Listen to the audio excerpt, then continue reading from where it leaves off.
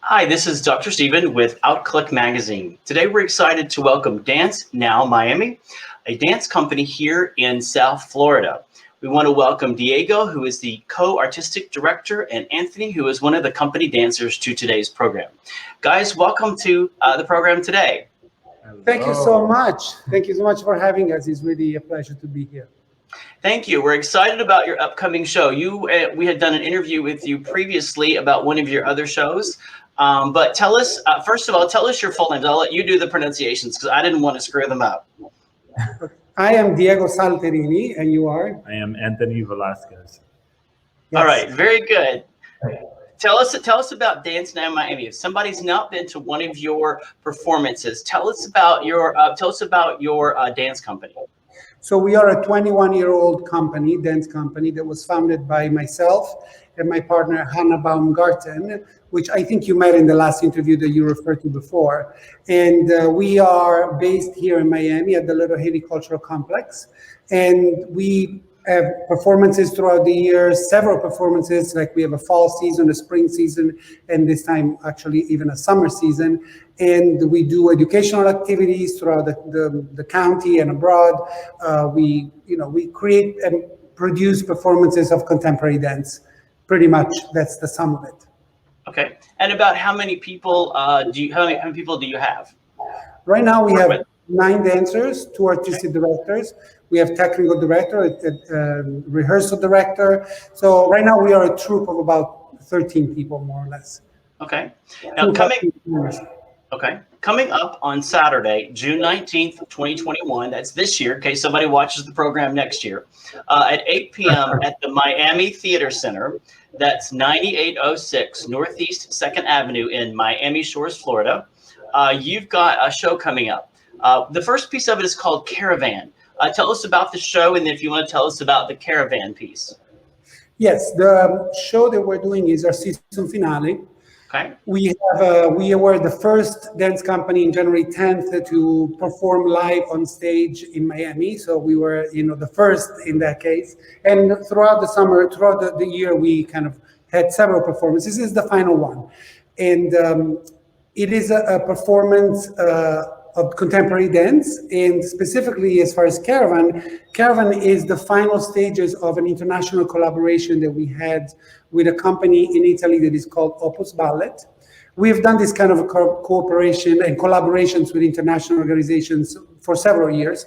And in 2018, we went to Italy to perform with the company there with a piece created collaboratively, in collaboration, that's easier, in collaboration with Opus Ballet. Now, this year, they were supposed to come back here to do the second section of that. But unfortunately, that because of COVID, could not happen. So as part of this collaboration, we have taken one of their choreography, one of their work created by Luis Petrillo, which is a quite famous choreographer in Italy, and we have through Zoom rehearsals and video exchange and so forth, we have staged that piece on our dance companies. So this is basically a choreography that is being created in Italy for an Italian company, and we're presenting it here as part of this collaboration. And it's a piece that talks about communication there is a huge, I wouldn't say crisis, but maybe crisis in Italy with the immigration, with a lot of influx from North Africa and the Middle East into the Italian coasts, and that creates a lot of challenges, let's say. And this is sort of takes a little bit of approaches it with a little bit of humor, and it's a very athletic piece, very, very dynamic, with 2 men and 2 women. They're kind of using gibberish language to speak to each other, very theatrical and very different from what we normally do. So it's going to be a great counterpoint to the rest of the choreographies that you're going to see in our show. A collaboration with an Italian dance company, that sounds fascinating. You answered my 2 questions. One was the collaboration entail, and 2, how do you do it? And that was you are taking their show and bringing it here, and you did it via a Zoom. So what an amazing use of technology these days to bring that show here. Yeah, absolutely. Yeah. Yeah. Was it difficult doing it that way via Zoom and the technology, or was it a boost and a great way to do it? Well, I mean, it is difficult because it is difficult, generally speaking, with the time change and the internet and the problems with the. Sometimes you don't have a connection, you do have a connection. There is all this, but in this past year and a half, we've been zoomed out, and so we are pretty proficient. And yeah, it was challenging, but not in an exorbitant, difficult, super difficult. Yeah. We just did the last rehearsal about Caravan today with our Italian counterpart. We are just an hour ago. We were on video conference with them to put the final touches on the piece. So this is a taste of Italy via dance, we should say, in a way. Yeah, absolutely. The second piece of the show is called Dorian's Reflection. Tell us about that too, if you don't mind. Arthur is always in the background helping us. He's going to put it up on the website and talk us through that, if you don't mind. Yeah, I want to. I'll tell you a little bit about it, and then I want Anthony to take his spin in it. Okay. He has a very important role in the piece. So this takes inspiration, of course, from The Picture of Dorian Gray, Oscar Wilde's famous and infamous novel. Again, let me emphasize, it takes inspiration from it. It's not, we're not using the same characters specifically, other than indicating that one of our dancers is Dorian, but we're taking the idea of this self-indulgence and research of perfection and self-absorption to the extreme, and taking that idea and transforming into dance.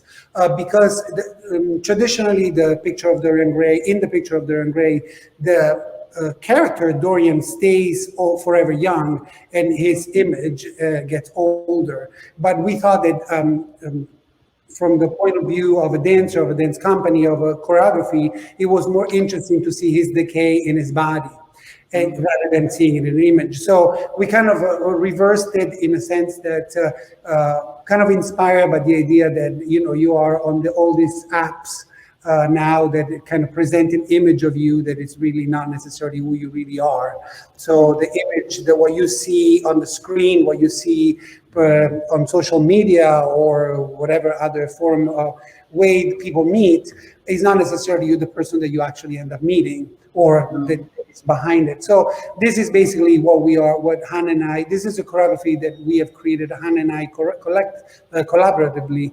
So it's been a 2-year process, and the idea is that there is this decay of the human, and that goes deeper and deeper into darkness and into really dance is and sexuality in this piece is kind of his medium to fulfill himself. And he is kind of inspired by the Lord his role is sort of inspired by the Lord in the novel, and the Lord is kind of Machiavellian. He's the one that kind of organizes and puts the people together. So if you want to say something. Oh well, yeah, I found it interesting because I'm always playing. Well, I wouldn't say always, but I'm not used to playing these characters of manipulation. So I think it was kind of fun to like step into this character, and as Diego has mentioned, like it's based off of the Duke and the Lord of Dorian, and in that it is my character, and he kind of like guides you through this whole story of decay, and it's really it's a new and different role for me, but I really enjoy doing it. It's very fun. I have to say, to like just grab someone and pull them in 2 directions and then separate them. I feel in control. So it's very fun. And one other thing that is interesting is that because of kind of inspired by this crisis and the fact that we were reaching through Zoom kind of pretty much anywhere in the world, we ended up connecting with a musician in Berlin, and he's a Canadian and lives in Berlin, Davidson Giaconello, and he has actually created the music for the piece. He is not per se a composer. He's kind of manipulator of music. He kind of takes stuff and kind of rearranges it and adds to it. And we've been working with him again through video and Zoom connection and WhatsApp to do all these exchanges until we are reached to the point where the final soundtrack, let's call it soundtrack, for the piece was ready. And it was really interesting. And in a sense, maybe COVID kind of gave us a push into expanding beyond our regular collaborators that are kind of around us. But it is, Dorian, we have incredible costume design by Heide Morales and Maria Morales. I mean, really kind of John Barbados meets Bridgerton. And we have a beautiful set that kind of travels and encloses the dancers into tighter and tighter spaces. It is very sexual, very gay in a sense, but in the sense of that time. So it is dark, and it ends in a very dark way. This, of course, doesn't put any bad spin on the life that we live as gay men, but it is what it was meant, as it was meant at the time. And Oscar Wilde always had a contrast and had this mixed feelings between his religion and his sexuality. So the two things were, and basically, we hope that this is represented in the piece. It's interesting because it is a gay LGBT piece. The performance, how are the messages conveyed for someone who's not been to this type? Is it through spoken? Is it through the music, through the dance, or a combination thereof? Well, the piece itself it's only dance. I mean, the music, there is some spoken word in the music, some extract from the novel itself. That is what Davidson has done. But basically, it is through the language of the body, which is crosses boundaries. It's basically understood by everybody. Even if people interpret the language of the body in different ways, but there is a direct communication from the heart to the heart, from the guts to the guts. And that's what we are aiming for. Absolutely, yeah. I completely agree. And I feel like anybody in the LGBT plus community can relate in some way or another. You will find that through the movements that we're telling that story of, whether it's hiding someone that you are. We've all had to do that, like hide in the closet at some point in time. Well, now the times are different. I know for me, just watching the story unfold, and even me being the person that I am and the character that I am, I still see myself in the character. So I think those who come out to watch the piece, you definitely will feel some relation to it. And we don't dance to words. There are some words, but the movement itself and certain gestures you will recognize, and you would definitely understand the relationships when you see the piece. It's beautiful. Yeah. I think you made a good point of what we used to hide about things, and how much work it was to hide who we were, and the contrast now of where we're at, that not only do we get to present and see things like this, you as performers get to do it on stage. And I remember years ago, I went to the University of Kentucky and I went to a theater class, and they did a show called When Pigs Fly. If you've ever seen it, it's a musical. The music is hilarious, and it's a very gay show. And I remember thinking back then, they get to be gay on stage. Why am I hiding this so hard? Yeah. And I remember thinking how much fun they were having and how hard I was trying to keep it a secret. And the contrast now that we are getting to talk about it, we're getting to have shows about it, and you get to go on stage and experience it and tell your story in this way and through this mode. So this is really great. We've got but we were saying what a contrast it was from how hard we used to hide to now we get to do these kinds of things and celebrate who we are, and how appropriate during June of Pride Month. You're getting to do this. Anything else you want to cover about that particular part of the show? No? The next part is called Never Say, On You Seem. Tell us about that. Arthur can pull up the website too, if we don't mind. Yeah, Anusim, the full title is Anusim is what is hidden is never lost. Okay. This is a collaboration that we are, another collaboration that we're doing with a company in Brazil, in Portugal. And actually the day after the show, June 19th, on June 20th, the company's leaving. We are the first company in Florida to actually go abroad to perform. So we're going to Portugal and perform the piece there also. So the piece is inspired by the Inquisition. And the Inquisition in Spain took a very dark turn. I mean, they were kicked out or killed, the Jews. But in Portugal, King Manuel I made a decree saying that if you were Jewish, you didn't have to leave. You could continue to practice Judaism in private, while outwardly you would have to be practicing Catholicism. And the piece basically talks about this dichotomy of these differences between what is seen, again, what is seen in the front and what is happening in the back. And this is a collaboration that we're doing with Danza and Dialogo, which is a dance company in Portugal, in Lisbon. And we have created, again, through Zoom and collaborations, we have created this piece here in Miami, and then they are creating 2 sections of the piece in Lisbon, and then we will bring everybody together on June 24th, performing actually in Estoril, which is a little city near Lisbon. So the piece itself also avails of music by another one of our collaborators, Federico Bonacossa, and it is, we have done, Hannah and I, several pieces that have kind of a Jewish theme.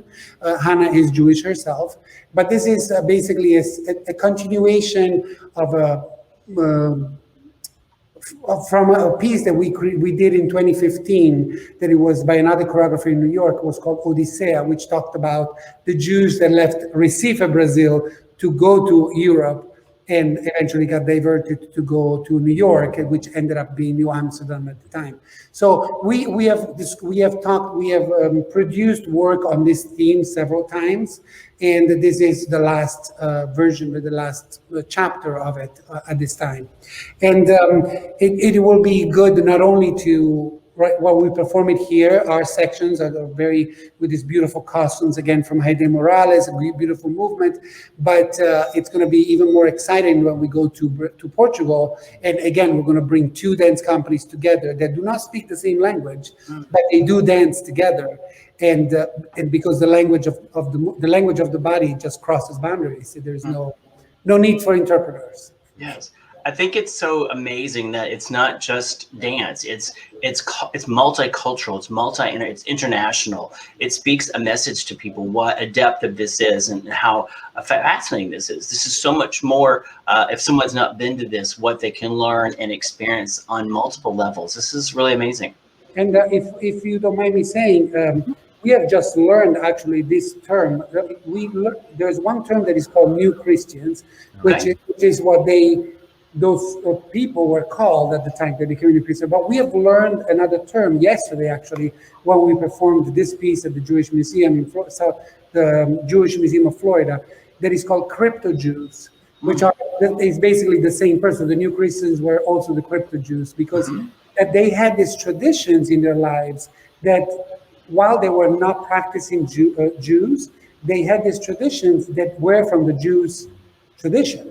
So like going in the basement and lighting 2 candles on Friday night, which is not a Christian or Catholic tradition, but they had it in their family traditions. And this is basically directly descending from what happened in Portugal in 1491. It's such an interesting way of telling the stories of people, how we are understanding more about people and cultures, and hopefully some developing ourselves in our own stories. Now, Anthony, you've got one that you did called Never Say Goodbye.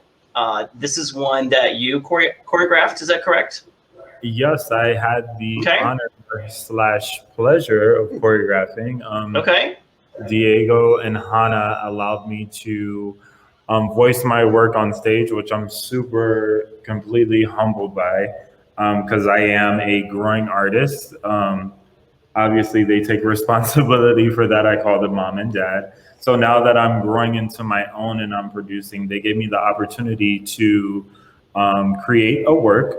And it's about 3 individuals, 3 friends, trying to cope with going on different journeys in different directions, and life pulling them 3 separate ways.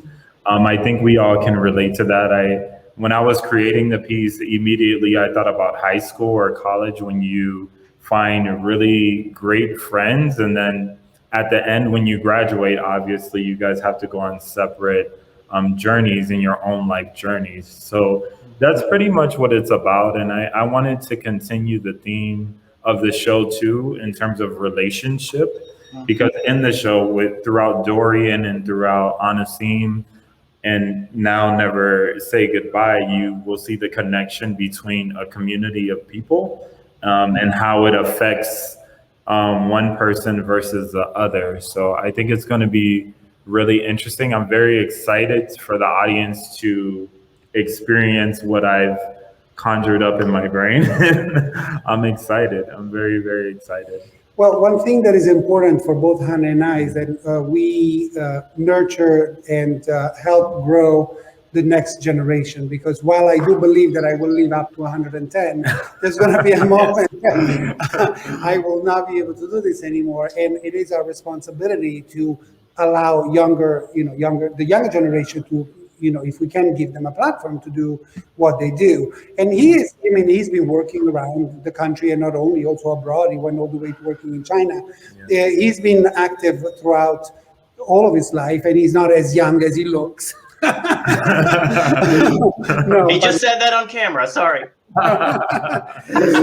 He's young, but the reality is that it is our responsibility to give the opportunity to who can, and he has expressed many times interested in creating new work, and he has done. We have facilitated in other smaller venues and possibilities, but this is officially the first time that he has choreographed for the company, for his colleagues, which is interesting and challenging probably, and because they are both his colleagues, and now he's directing them. So it's so weird to be on the other side of like Hannah or Diego's shoes, because I'm always a dancer, so to be the choreographer and kind of like directing them and guiding them on my visual, it was a little weird at first, but I started to get the hang of it. I know you would. Yeah, I kind of went back to my character in Dorian, where I was like, okay, you go here, you go there. I took the lead, because I also struggle with that too. I try to be like a humble person, but I try to find that balance between being humble and being direct.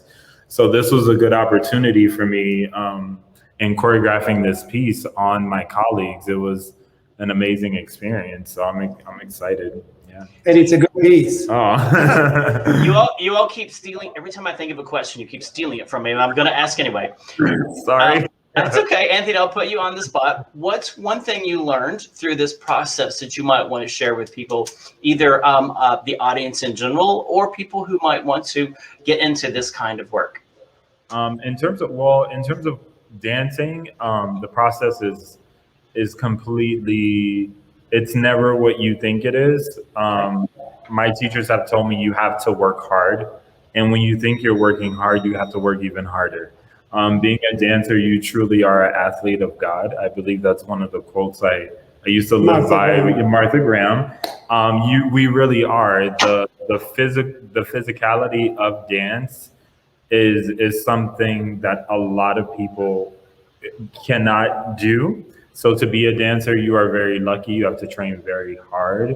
And I would say for people who are trying to choreograph, it's also not as easy as it looks. I choreograph all the time on my children at different studios, but there was something about choreographing on like professional dancers, my friends and colleagues, that was completely different and challenging in a way where I had to allow myself to be direct, again, finding that balance.